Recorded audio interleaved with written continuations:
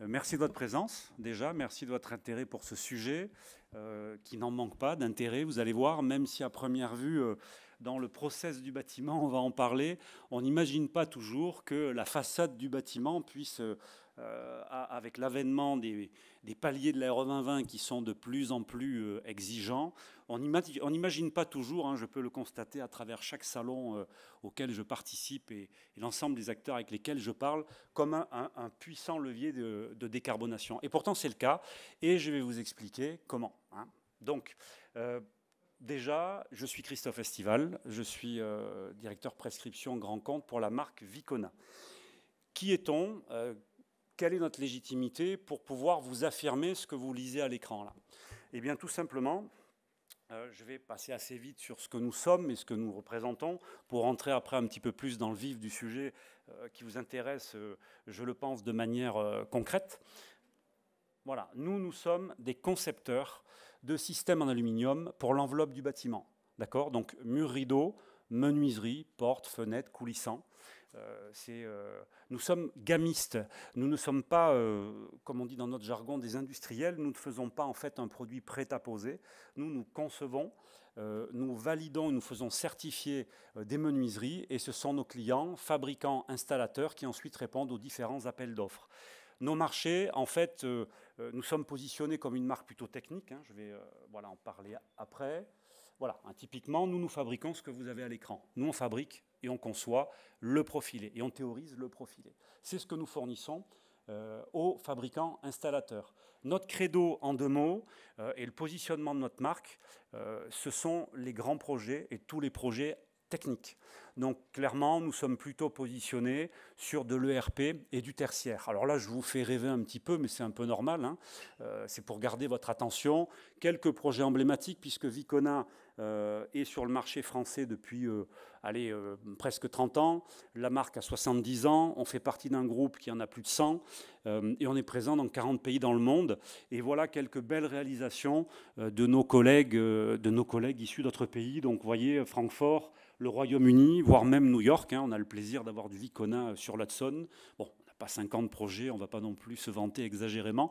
Mais voilà, on travaille directement avec, bien évidemment, et depuis longtemps, avec les grandes maîtrises d'œuvre, donc les architectes, hein, pour la définition et les aspects esthétiques des produits. Et puis, historiquement aussi, avec les grands bureaux d'études façades, bien évidemment, pour toutes les performances des façades des bâtiments, comme historiquement la thermique et l'acoustique, hein, on pense à la RT 2012, et puis évidemment depuis la RT 2020, la RE 2020, pardonnez-moi, sur les aspects de décarbonation. Et c'est ça dont je veux vous parler. Voilà, plus prosaïquement et plus près de nous, hein, pour être un peu plus réaliste aussi, eh bien, l'hôpital de Nantes, c'est nous, c'est du Vicona, voilà, avec du produit respirant qui a été posé par 3 belles entreprises locales, CMA, qui est une filiale de Vinci, de fabrication et de pose, Ceralu et Sofradi. Voilà, vous avez la tour émergence à Rennes, qui est un, pardon, excusez-moi, qui est un très beau projet emblématique d'un point de vue esthétique et technique, voilà, qu'on a fait avec l'architecte 2A Design, l'entreprise Gibois, hein, qui est dans les murs autour de nous, et puis un menuisier fidèle et historique qui s'appelle Aluvert. Voilà, pour un peu vous mettre dans l'ambiance de ce qu'on sait faire à l'étranger et en local et nous positionner. Ah oui, j'avais oublié aussi, et ce n'est pas un hasard, le siège du CSTB, puisque je vous disais qu'on fait valider l'ensemble de nos produits et les fabricants installateurs, qui sont des menuiseries aluminium en fait, hein, fabriquent selon nos spécifications. Et bien évidemment, quand on fait certifier des performances thermiques ou acoustiques, cet acteur est toujours présent. Donc d'être le fabricant des façades de son siège, on va dire que ça ne... Voilà, c'est une petite boucle assez amusante. Et je voulais en parler. Voilà, l'entreprise n'est pas ancienne, hein, je vous l'ai dit. Je m'arrête juste sur 2 points.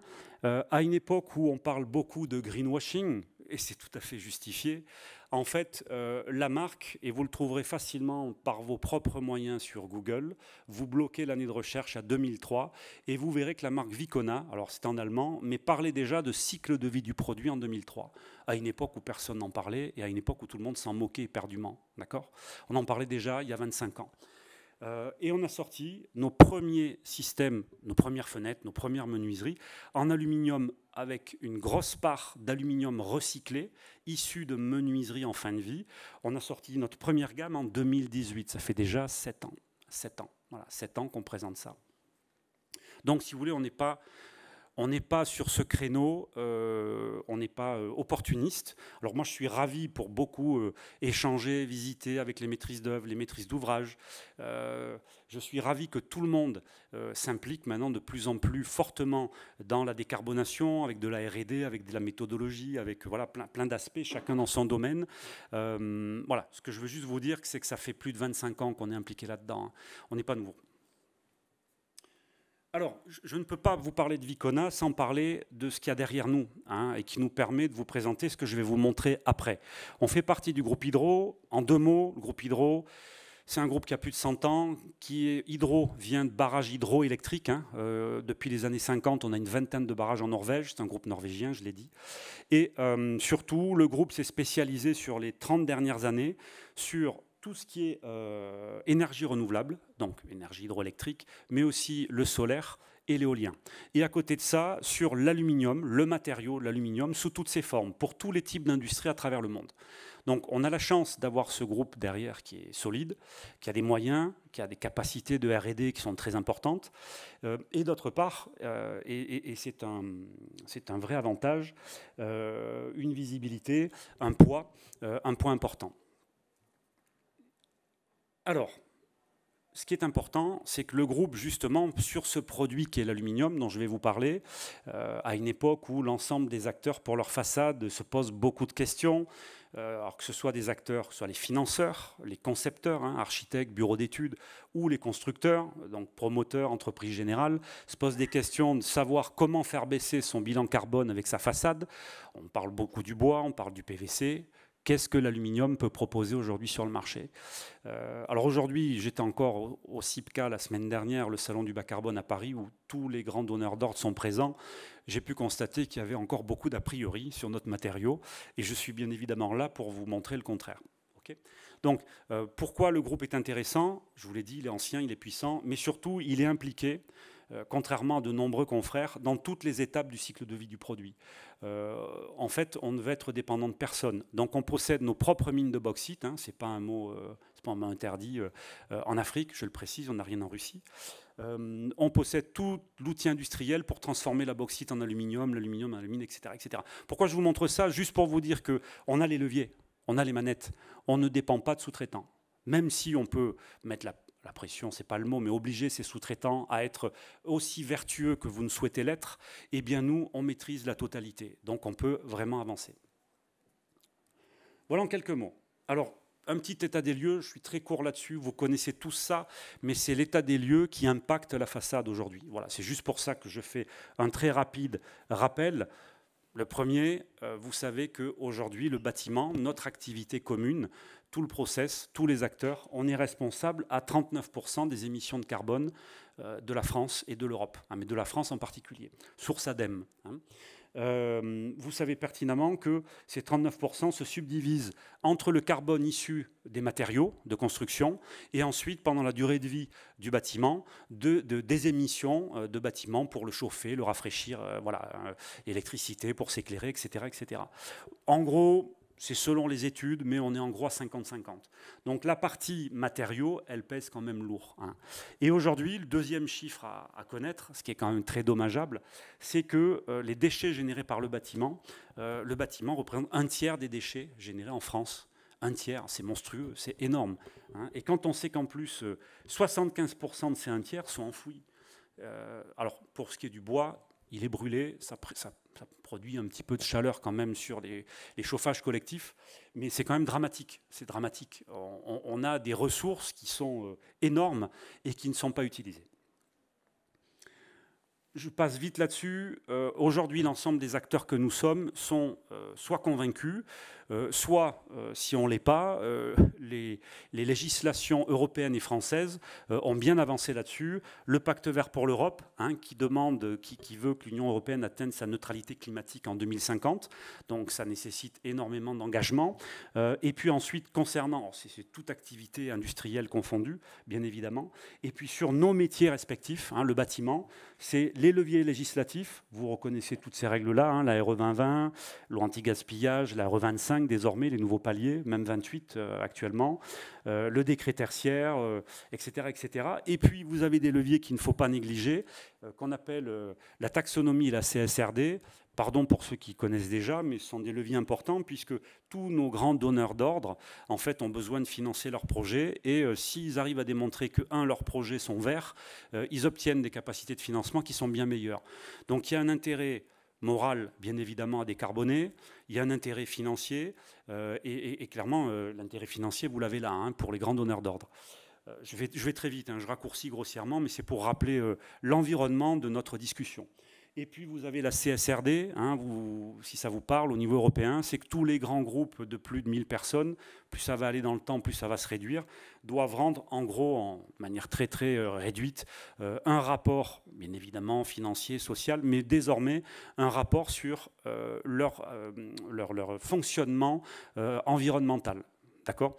Donc, et ça peut fortement les impacter. Vous avez même aussi des paliers. Et si les paliers ne sont pas atteints, vous avez des amendes au niveau européen. Donc aujourd'hui, tous les grands promoteurs sont fortement impactés par ça. Hein. Il ne faut pas le négliger. Hein.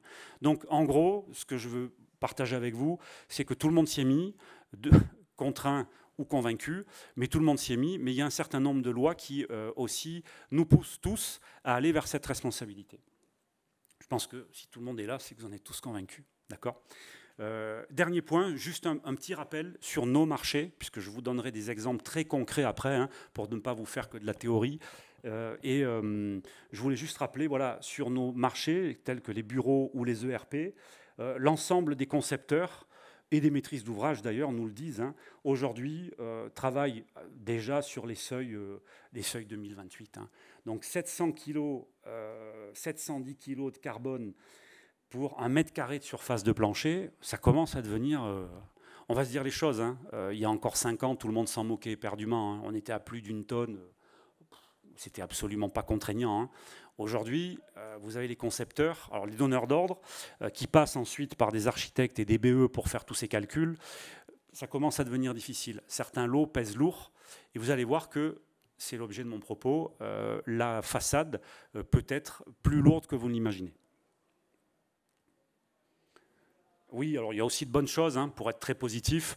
Vous avez ce label que moi j'aime beaucoup, même si les industriels n'y ont pas accès, ce qui est un petit peu dommage, parce qu'une part des innovations qui permettent de décarboner sont quand même chez les industriels. Mais on va être très positif. Ce label qui a vraiment bien pris, sur lequel vous avez des concepteurs, des financeurs, des constructeurs, des entreprises générales, des archis, tout le monde, enfin ça va vraiment dans le bon sens. Ça va vraiment dans le bon sens. C'est vraiment le signe d'une prise de conscience et d'une volonté collective de faire avancer le sujet. Alors on arrive au sujet pour lequel vous êtes venus. Comment la façade et comment l'aluminium peut vous permettre de répondre à tout ce qu'on vient de voir jusqu'à présent. Ben déjà, ce n'est pas compliqué, et ce n'est pas Vicona qui vous le dit, c'est l'IFPEB. Je ne sais pas si vous connaissez l'IFPEB. Hein. L'IFPEB, c'est l'Institut français pour la performance des bâtiments. Et Carbone 4, en gros, c'est 2 assos, 2 think tanks qui ont l'oreille, et l'oreille attentive, je peux vous le garantir, du ministère et du législateur. Donc ce ne sont pas d'obscurs cercles de réflexion, ce sont des gens qui ont pignon sur rue à Paris et qui sont écoutés. Et au même titre que l'ADEME, par exemple, leurs analyses et leurs études sont considérées, on va dire, comme des sources d'informations fiables et neutres. D'accord ? Qu'est-ce que dit l'IFPEB ? Ils disent très simplement, je vais vous aller au résumé tout de suite, hein, sur les bureaux, la façade, c'est en moyenne 17%. 17% du poids carbone total du bâtiment. Et plus largement, la façade a un impact qui compte entre 8 et 25%. C'est sûr que si vous êtes sur une tour de verre, vous êtes à 25%. Un quart du poids carbone du bâtiment, c'est pas rien. Je vous rappelle les seuils qu'on a vus tout à l'heure, ça pèse lourd. Hein. Quand vous êtes à 700 kg et que la façade peut peser jusqu'à un quart, Et si vous arrivez à diviser ce quart, vous arrivez à le diviser par 2, par 3, par 4, voire plus, ça pèse énormément. À une période où l'ensemble des acteurs essaient de... Je l'ai encore entendu l'année dernière au CIPCA, où l'ensemble des acteurs disent ben nous, on joue essentiellement sur le béton et sur le bois, quoi. Voilà, pour essayer de baisser. J'en parlais à l'instant avec mes collègues d'électricité qui me disaient bon, nous, on est sur des ratios, on est sur des moyennes. Et les lots, c'est pas moi qui le dis, c'est le spécialiste carbone de Vinci Construction qui m'a dit aujourd'hui on est un peu embêté sur les lots intérieurs qui pèsent lourd et sur lesquels il n'y a pas autant d'innovation. Attention, hein, je sais qu'ils travaillent tous à ça, hein, évidemment, hein, mais effectivement, la façade et la structure représentent aujourd'hui quelque chose, enfin pèsent lourd hein, dans le bâtiment. Alors, voilà, eux disent que ça pèse lourd. Comment moi je fais? Voilà, IFPEB, pardon, vous l'avez en dessous, hein, performance du bâtiment, c'est ça. Alors, moi, le premier avantage déjà, c'est que je travaille avec un matériau qui est fantastique. Qui est fantastique parce que l'aluminium, c'est recyclable à l'infini. Contrairement au bois ou au PVC, c'est recyclable à l'infini sans perdre ses qualités mécaniques et techniques. Analysez, regardez dans un bâtiment quels sont les matériaux qui peuvent être recyclés à l'infini comme ça. Il n'y en a pas tellement, hein. Il n'y en a pas tant que ça. Il n'y en a pas tant que ça. Donc déjà, on a ce premier avantage. Le deuxième, c'est qu'il est durable. Une façade, durée de vie 40 ans. Une fenêtre, durée de vie 40 ans. Maintenance, entretien, un coup d'éponge. Pas de lasure. Voilà, pas de... Le seul défaut que vous aurez, c'est la couleur qui va peut-être un peu ternir avec les UV, mais vous n'aurez pas d'impact sur la qualité du matériau. Le PVC, lui, avec les UV, au bout de 20 ou 30 ans, commence à se durcir et c'est un peu plus compliqué. Voilà. Mais surtout, c'est sa capacité de recyclage. Et ça ouvre ce que je vais vous amener après, c'est sa capacité de recyclage, sans perdre ses valeurs techniques et mécaniques. Je le redis, à l'infini. D'ailleurs, c'est simple, hein, ça c'est le syndicat européen de l'aluminium, du matériau aluminium.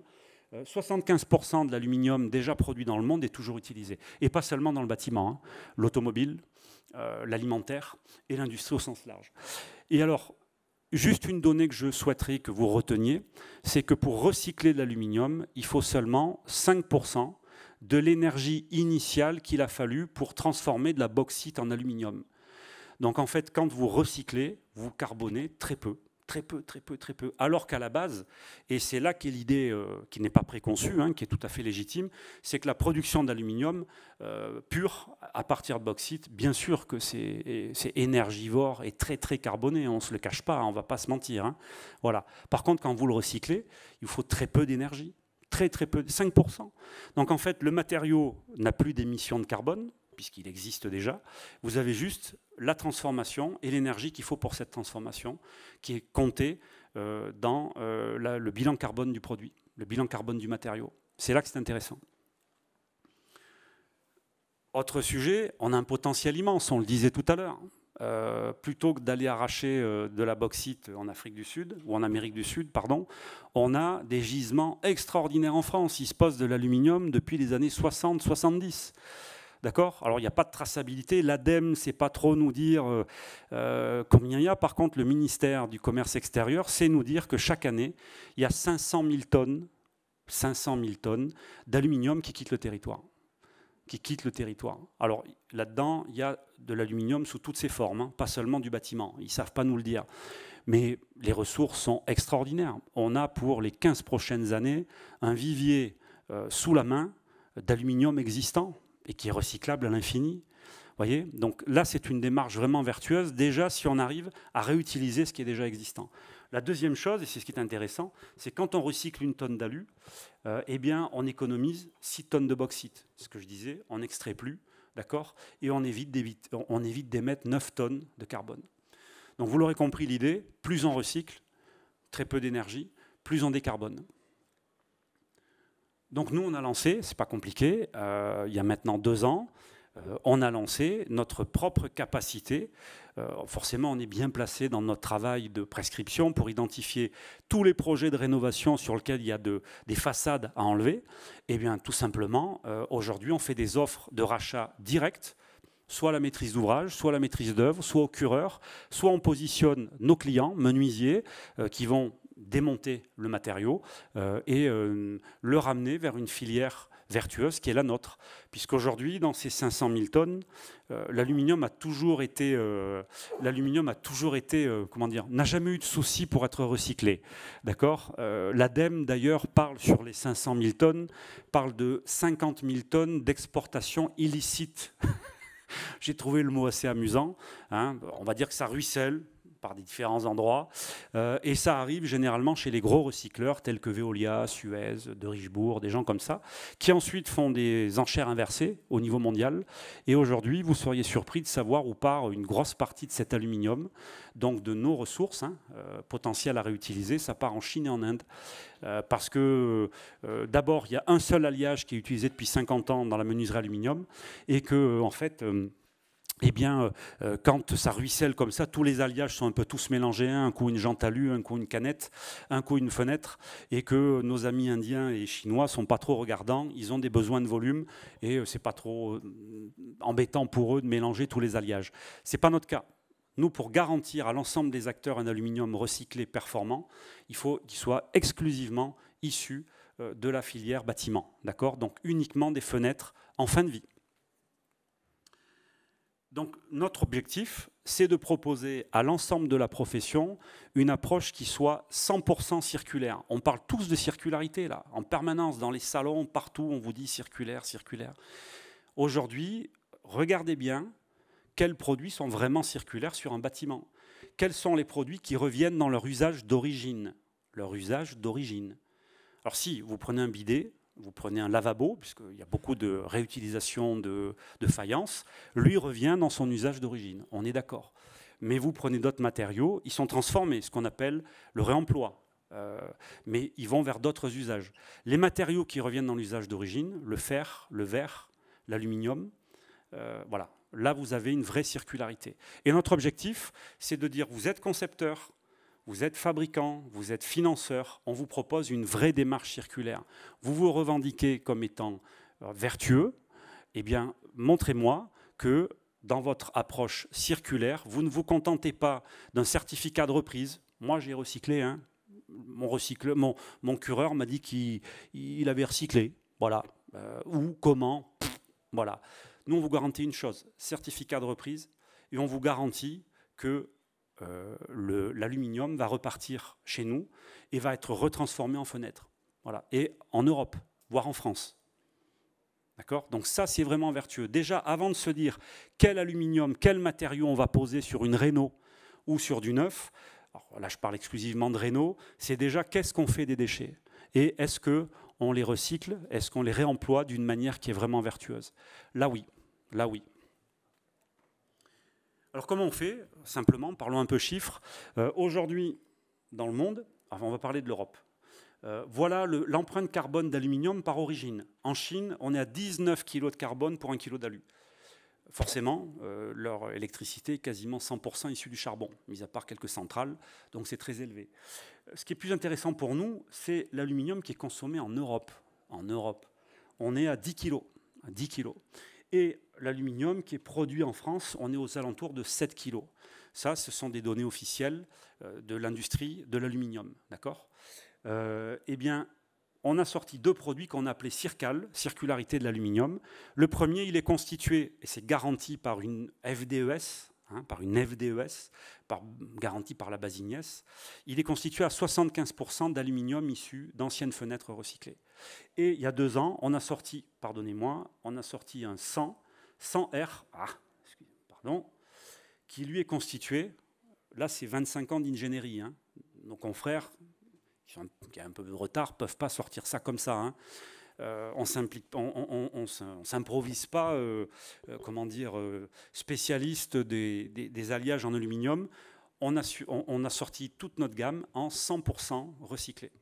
Ce qu'il faut dire, c'est que le 75R, c'est notre gamme courante depuis 7 ans, sans supplément de prix. Sans supplément de prix. Et c'est la meilleure performance au monde, d'après la FDES. Le 100R, alors je ne vous en parle même pas, on est l'équivalent du bois. On est l'équivalent du bois, 500 grammes de carbone pour 1 kg d'alu. Okay, vous le voyez là d'ailleurs, on a nos FDES, hein, je passe vite, on a des partenariats avec les verriers, bien évidemment, AGC, Saint-Gobain. On a, un configurateur qui sera bientôt disponible au public, sur lequel il y a toutes les FDES des verriers, toutes les nôtres, et vous serez autonome pour sortir le bilan complet d'une façade verre plus alu, parce qu'on est toujours ensemble, évidemment. Évidemment, une petite pardon pour cette... j'ai pas pu l'enlever. Voilà. Typiquement, aujourd'hui, 1 mètre carré de fenêtre alu, 1 mètre carré de fenêtre alu standard sur le marché, avec les fiches collectives du syndicat de l'aluminium, eh bien, c'est entre 100 et 110 kilos. Voilà, c'est un bon point de repère, fenêtre d'1 mètre carré. Verre classique, verre standard et alu standard. D'accord. Si on part sur notre gamme standard, nous, avec nos propres FDES, validés Ignes, on tombe à 67 kg. Si on met un verre bas carbone, on arrive à 58. Si on part sur un aluminium 100% recyclé et un verre bas carbone, on est à 50 kg, on est moins que le bois, ou au moins équivalent au bois, sur une fenêtre, verre inclus. Voilà. Donc, quand je vous disais que je voulais casser certains a priori, c'est qu'aujourd'hui, l'aluminium, qui est pourtant une activité industrielle, qui est pourtant un matériau un peu particulier, un matériau métallurgique, peut arriver, grâce à un recyclage de très haut niveau, peut arriver au bilan carbone du bois. Concrètement, ça c'est je vais passer vite dessus, un projet sur Paris, une Renault, 550 mètres carrés de façade cumulée, hein, on a changé toutes les fenêtres. L'empreinte carbone du syndicat de l'aluminium, on aurait été à 60 tonnes. Là, ils sont partis avec nous sur un verre spécifique, bas carbone de chez AGC, et notre aluminium 100% recyclé, il y a 30 tonnes d'écart. 30 tonnes d'écart. Alors, effectivement, ça ne vous dit peut-être rien quand on parle sur un bâtiment, le bilan global du bâtiment, c'est 500, 600 tonnes de carbone, on ne sait pas. Je l'ai ramené en fait, à ce qui intéresse en fait, l'ensemble des acteurs à la surface de mètres carrés de plancher. Puisque la RE 2020, rappelez-vous, hein, même si on est sur une Renault qui n'est soumise à aucune règle, on économise presque 30 kg de carbone au mètre carré. Je vous garantis que le patron de chez Covivio nous a dit, quand je pense que je m'ennuie à travailler, je travaillais à faire baisser le carbone avec la moquette, et je vois ce que avec une plus-value qui est somme toute extrêmement réduite, on parle de 5% hein, quand on passe sur un 100% recyclé, 5%, 30 tonnes, 30 kilos par mètre carré. Waouh! Là, chaque kilo compte. Hein, chaque kilo compte. Et puis, un bâtiment neuf qui, lui, est soumis aux règles de la RE 2020. Là, on est sur Lyon, bâtiment complet, neuf, une façade de 2000 mètres carrés. L'empreinte carbone standard, c'est 220 tonnes en France, avec les FDES courantes, avec les nôtres. Là, on est parti sur un verre standard et juste sur notre alu courant, chez Viconin, on économise 85 tonnes. 85 tonnes, baissé de 20 kg au mètre carré de surface de plancher. Et voilà, je vous ai remis ici les seuils de la RE 2020, les seuils 2028. Donc aujourd'hui, et je finis avec ça, on a de nombreuses maîtrises d'ouvrage qui commencent à regarder sérieusement cette solution, parce qu'elles n'imaginaient absolument pas qu'une façade alu puisse leur permettre de gagner autant de carbone et ramener à la surface de mètres carrés de plancher, leur permettre de rentrer dans les seuils de la RE 2028, désormais, hein, tous les concepteurs sont sur ce seuil-là, hein, avec des niveaux de surcoût qui soient aussi faibles, voire quasi nuls si on reste sur notre gamme standard. Donc aujourd'hui, et je conclue avec ça, oui, j'espère que je vous ai convaincu que la façade est un puissant levier de décarbonation grâce au recyclage de l'aluminium. Voilà. Merci de votre patience. Est-ce que vous avez des questions sur cette démarche ? Excusez-moi. Oui. Vous parlez de façade exposition sud à chaque fois ou pas? Non, toute façade entière. En fait, ce qui va changer, votre question, et merci pour votre question, ce qui se passe, c'est que de plus en plus de concepteurs, effectivement, adaptent le verre par rapport au positionnement du bâtiment. Mais le support du verre, qui est l'alu, reste toujours le même. On ne va pas mettre un bas carbone côté sud et un alu différent ailleurs. Ce qui change souvent, c'est qu'on va mettre un verre avec un facteur solaire différent. Mais le support, donc l'aluminium, va rester le même sur tout le bâtiment, d'abord dans un souci d'homogénéité visuelle, de couleur, etc. Mais c'est le verre là qui fait la différence. C'est le verre, c'est pas l'alu. Par rapport à l'historique de l'entreprise, dans les années 2000, vous n'avez pas été tenté de racheter la division aluminium de Péchinet? Ben, je ne vais pas vous mentir, mais je crois que c'est le cas. Je crois que c'est le cas. Je crois que... alors, je ne suis pas assez ancien hein, dans la marque, mais il me semble que... Oui, en fait, les familles de produits, les marques disponibles aujourd'hui sur le marché sont issues de fusions, acquisitions, issues de longue date. Mais je sais qu'on a des marques françaises historiques, dont Péchinet,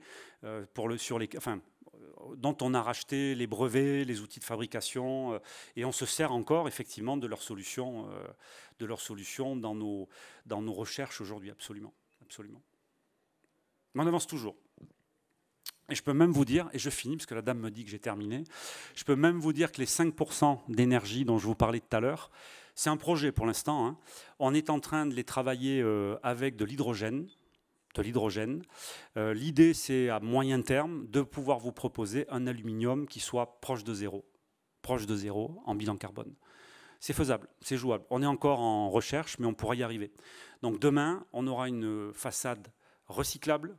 Dans 40 ans, nos enfants pourront recycler cette façade, en refaire une autre qui sera conforme à la RE 2045, 2050, et avec un bilan carbone qui sera à zéro sur l'aluminium. Merci pour